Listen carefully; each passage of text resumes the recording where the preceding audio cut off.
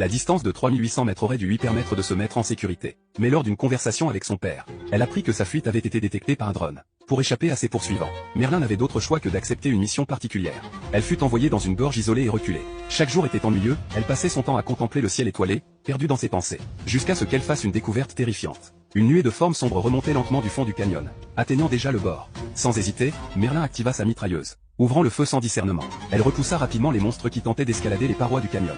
Alors que Merlin s'apprêtait à pousser un soupir de soulagement, une créature avait rampé discrètement jusqu'à elle. Contemplant son visage hideux, Merlin a décidé de sortir son pistolet et de tirer. À ce moment-là, Adam, de l'autre côté, a entendu le coup de feu. À travers sa lunette, il a repéré la situation à la position de Merlin. Voyant d'autres monstres grimper régulièrement en dessous, Merlin a rapidement tiré avec son pistolet. Adam a immédiatement apporté son soutien avec son fusil. Malheureusement, l'un des monstres a frappé. Une bombe suspendue lors de sa chute.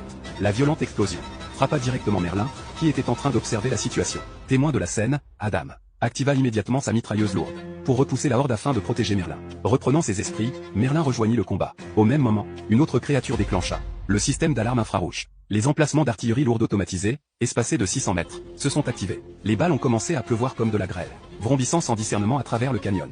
La bataille a fait rage jusqu'à l'aube. Lorsque les monstres attaquants ont finalement été repoussés, Merlin a soigné ses blessures avec difficulté, tandis qu'Adam, depuis sa position opposée, continuait à assurer sa couverture avec son fusil de sniper. Après avoir soigné ses blessures, Lisa a écrit sur un morceau de carton. C'était l'anniversaire le plus palpitant qu'il ait jamais eu. Adam ne put que sourire ironiquement. Une fois l'agitation calmée, Adam repositionna les explosifs. Mais il découvrit alors une machine ressemblant à un drone s'élevant du fond du canyon. Au moment même où les tourelles de défense automatisées commençaient leur balayage, le drone s'échappa rapidement des limites du canyon.